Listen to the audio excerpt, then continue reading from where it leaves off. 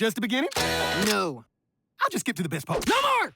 The night is done shining, Cyborg! Welcome to Watch Mojo, and today we're scouring the bottom of the barrel in terms of Cartoon Network programming. Spoiler alert, you'll see a lot of live-action garbage on this list, which had no business even being on the channel. I can't believe you! I used to respect you. Number 20, My Night and Me. Come on. That's not gonna hold him for long. Hey! You saved the princess! The dragon's about to break free! What dragon? I don't see any. Run away! Does it seem wrong for a show set in medieval times to try to be hip and cool with the kids? You bet it does. But that's what we got with My Night and Me. Imported from France, the series focuses on the wacky misadventures of a misfit squire, his dim-witted father, and a tomboy princess. What?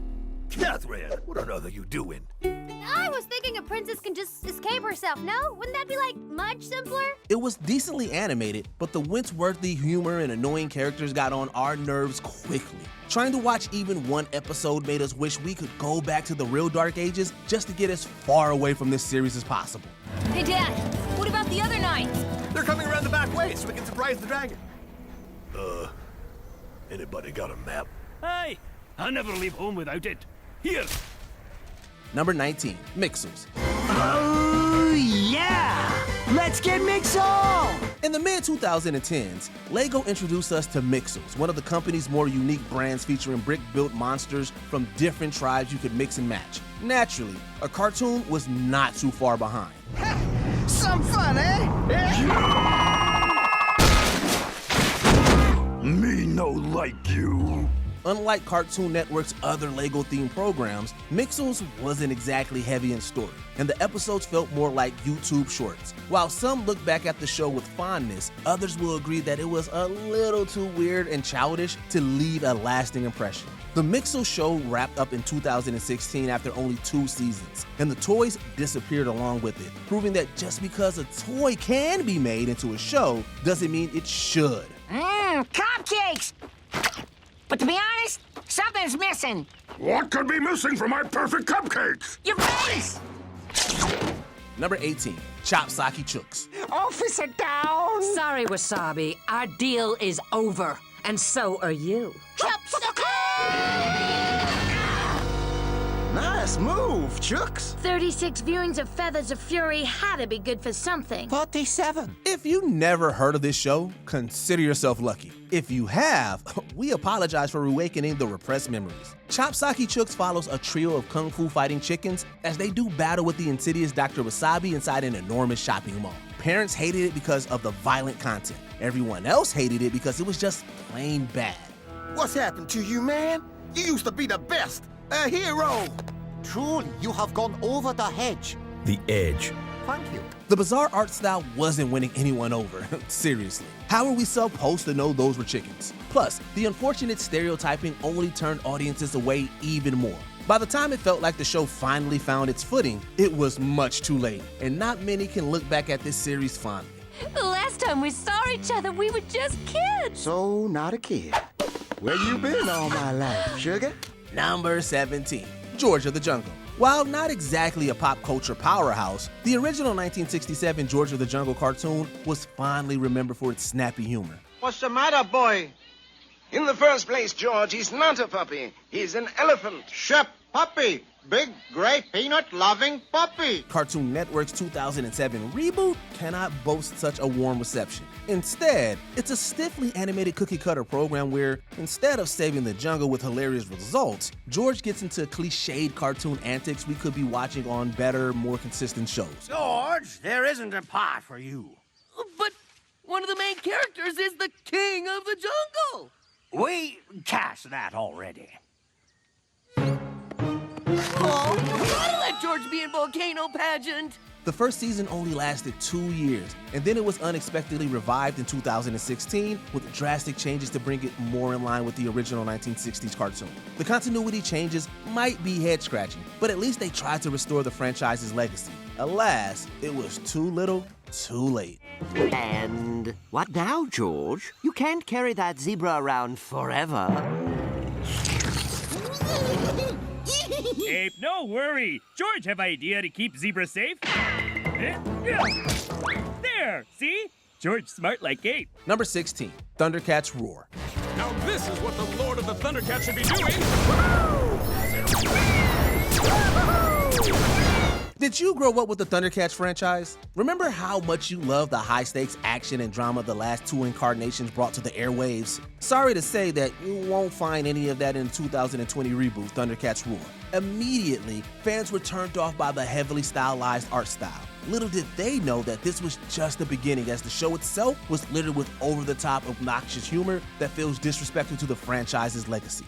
We've protected the rightful heir to the throne of Thundera, Lion-O, chosen by our ancestors to lead us through all hardships. Hello? Yeah, I need someone to lead me through this hard ship. It's been compared to the equally infamous Teen Titans Go, which ironically had a crossover episode with Roar, which parodied the show's critiques. But while Go continued on, Roar only lasted one season before coming to a screeching halt. Almost forgot my magic sword thing. We're doomed. Number 15, Brain Rush. Is Vin Diesel an actor or a product? Actor! Pop quiz. Did anyone ask for a live-action game show on a Cartoon Network?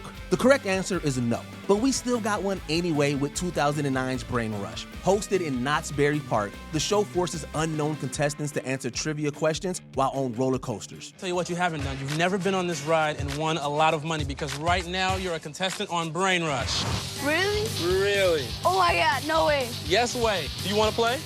Oh, yeah? It's a fairly interesting idea for a show, but outside of being on the wrong network, there wasn't any real depth to the show to make it stand out even among CN's other abysmal live-action shows. It only lasted 6 episodes, spanning barely over a month before having the plug pulled, and our brains could rest easier with it gone. Walter, congratulations, level 3. Say yay. Yay! Walter, don't ever do that again. All your friends are laughing at you now. Number 14, Squirrel Boy. Only 25 cents apiece. $1,000. What? We're haggling, my good man, and I'd appreciate it if you'd abide by the rules of your profession. Ooh. The late Everett Peck will always be remembered fondly for his work on Duckman. His final animated show, Squirrel Boy, however, isn't remembered as fondly, if it's remembered at all. The premise is basic enough. A neat freak kid named Andy gets into misadventures with this mischievous talking squirrel named Rodney. Come on! Shouldn't I have a parachute and a safety harness and someone else to do this in my place? It had a notable voice cast with such stars as Richard Stephen Horvitz and Pamela Adlon, as well as a unique art style. But the humor wasn't tickling any funny bones. Some might find Rodney's schemes a little too annoying or mean-spirited, but the show is mostly just boring to sit through. It didn't help that it came out at a time when Cartoon Network was about to enter its darkest age, the CN Real era. Hey, son. Got a new friend there? This is Hat. He's a fellow entrepreneur with a head for business. Well, it's better than a squirrel. Number 13, Secret Mountain Fort Awesome. Good morning.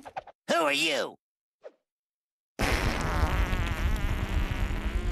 I'm your Uncle Grandpa. The original pilot for Uncle Grandpa saw our titular enigma doing battle with a band of disgusting mutants. Later on, said monsters would get their own series titled Secret Mountain Fort Awesome, where we see them trying to adapt and fit in with society that rejects them for their hideousness. Whoa, I just had the worst dream ever that we got stuck in some whack dimension where monsters ruled over humans, but they didn't like us either, so they trained us up in this scary dungeon.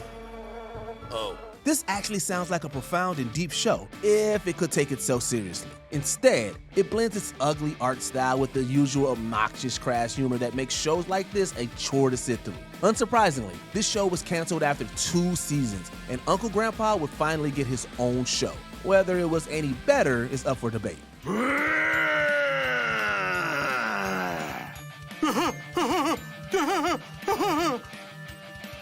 Frankenstein's crazy. Number 12, Total DramaRama.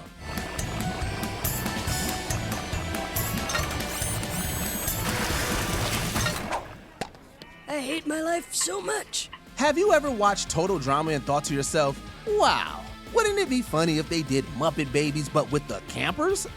Apparently someone at Fresh TV thought the same thing, because following the redonkulous race, that's what we got. They're the only two left. How long could it take?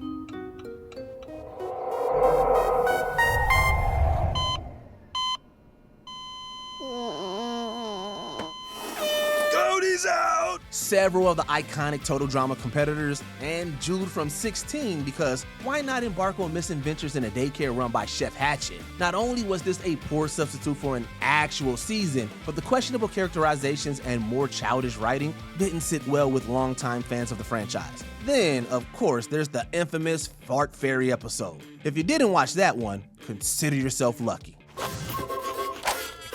Farts don't fail me now. Let her rip. Cut the cheese, Ellen. Crack wind. Or fart. Number 11, the Powerpuff Girls. I'm Allegro, the happiest panda in the world. Wanna hug? OMG! Yes!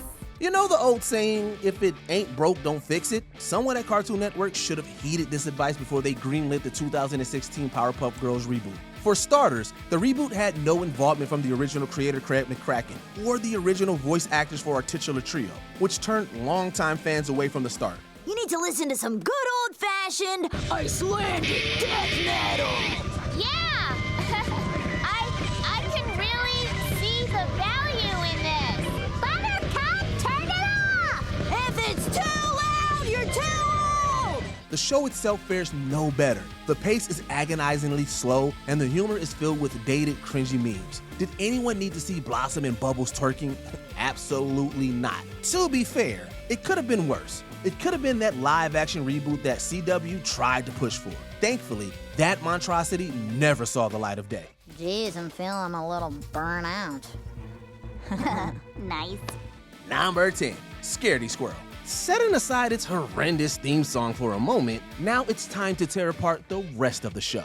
Loosely based on Melanie Watt's book series, this Canadian import follows the titular germophobic squirrel as he and his best skunk friend engage in all types of shenanigans. Before he gets a chance to reveal his prank, I'll super prank him and win the game. Oh boy, do it! Along with having next to nothing in common with the source material, the show suffers from unimpressive art and animation, along with rather uninspiring writing. It feels less like an adaptation and more like another SpongeBob ripoff. What's even worse, the voice acting is like torture to the ears, especially Scaredy's. We're not gonna argue with you. Now, if you'll excuse me, I have a display to finish. If you can't capture a book's true spirit, why bother adapting it? Number 9, Almost Naked Animals. The title alone is enough to repel viewers. Another Canadian import, the show follows a gang of badly shaven animals wearing nothing but undergarments as they run a resort hotel. Gotcha! Hey, Howie! Has it been 3 weeks already?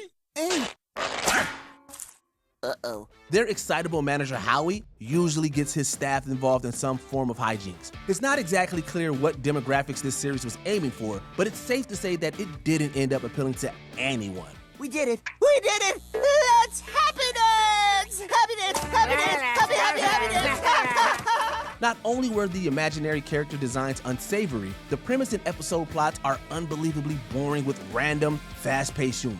All I need is an anti-gravity machine powered entirely by tomatoes! There may have been a time when unsightly characters appealed to viewers, but that ship has sailed, and it took these animals' clothes with it. Number 8, Level Up. Time to open up this can of worms. For a short while, Cartoon Network tried its hand at live-action programming, and most of them were pretty bad. This will lead to Sammy's Water Park and Roller Coaster Corn Dog Land. It's awesome! For example, this forgotten disaster follows 4 gamers who do battle with escape video game monsters, or leaks. That's exactly the kind of in-game, non-reality-based punishment I can really get behind. Let's rock this thing, nerds! Ugh. In addition to being horribly out of place on a Cartoon Network, this show desperately tries to appeal to the gamer demographic, but knows nothing about how real gamers act. Its characters being mostly stereotypes played by annoying actors. If you really want to appeal to your target audience, don't talk down to them or try to imitate their culture, or at least actually learn about them first. Number 7, Dude, What Would Happen? Imagine a reality show similar to Mythbusters, but without the charm or scientific integrity. That's exactly what you got with Dude, What Will Happen? So we got a camper, and we put 2 flamethrowers on the bottom. and we put a whole bunch of kernels inside so we can make the most popcorn that has ever been made at one time ever. 3 eccentric teens set out to answer what could happen in some of the weirdest and most unimaginative situations through experimentation. Aside from once again being live-action litter on the Cartoon Network, the show spits in the eyes of science just to appeal to dumb thrill seekers. Oh! You got the message! I wrote it, I delivered it, and now if Jackson can read it, I take home the caveman texting prize. It doesn't help that the dudes are loud and in your face, and the jump cut editing is distracting. The show could have been fun for kids if it were on a different network or properly written. Seriously, dude, don't try this. Number 6, Incredible Crew. The network tackled nearly every other live-action TV genre poorly, so why not add sketch comedy into the pot? Blind makes me thirsty. You really shouldn't shake because it'll... Ow! Soda rain! Created by Nick Cannon, Incredible Crew offers viewers a mismatch of surreal skits, weird music videos, parody commercials, and so on. Introducing Face Jeans. Stylish denim jeans made for your face. What's really incredible is how phoned in the comedy really is. You can tell that the actors are trying, but their performances come off as awkward or forced. Add that to the fact that sketch comedy has mostly moved to the internet in recent years, and you've got a show that feels hopelessly out of date. Hey guys, check it out. Got a new bike. So what? So you got a new bike? So what? Not even Adventure Time's Jeremy Shada could save this incredibly bad train wreck. Number 5, Uncle Grandpa. As previously mentioned, Uncle Grandpa originally debuted as a pilot episode for another terrible series called Secret Mountain Fort Awesome, before becoming its own spin-off, which, like we said, didn't do any better. You're right, Uncle Grandpa. Reading is magical. That's right, Caleb. The series follows a Mary Poppins-like man who's both the uncle and grandpa of everyone in the world, as he takes the kids he meets on strange adventures. Random humor is all fine and good, but Uncle Grandpa doesn't seem to know when to stop, and most of it has no rhyme or reason. You just earned yourself 1 order of Uncle Grandpa's Spank Bottom Special. The character himself is no better, with his annoying voice and boneheaded methods for fixing things. Would you really trust this guy to watch over your kids? Number 4, Teen Titans Go. The comment section would have our heads if we didn't include this stinker. Rather than continue fan-favorite Teen Titans, the whole series was rebooted as a comedy that happened to feature the original's voice actors. Ooh, comedy gold! The show received lots of backlash from superfans, and it's easy to see why. It takes being random too far and paints the Titans as incompetent idiots who act more villainous than the actual villains. There's only one thing we can do. Meatball party! Who wants meatball? Arguably the worst part of the series is how it constantly antagonizes its viewers. It knows the original superior, but revels in its mediocrity and practically rubs it in the sad fact that it's here to stay. Number 3, Out of Jimmy's Head. A follow-up to the TV movie Reanimated, this show features Jimmy Roberts, a teenager with a cartoonish brain transplanted in his head, which of course allows him to see and talk to cartoon characters. Golly World Entertainment assumes no liability for passengers with weak stomachs. It tries to rip off Who Framed Roger Rabbit's Cartoon World meets real life scenario, but Jimmy's regular life is cartoony enough. He has an alien sister, for crying out loud, rendering the cartoon characters unnecessary.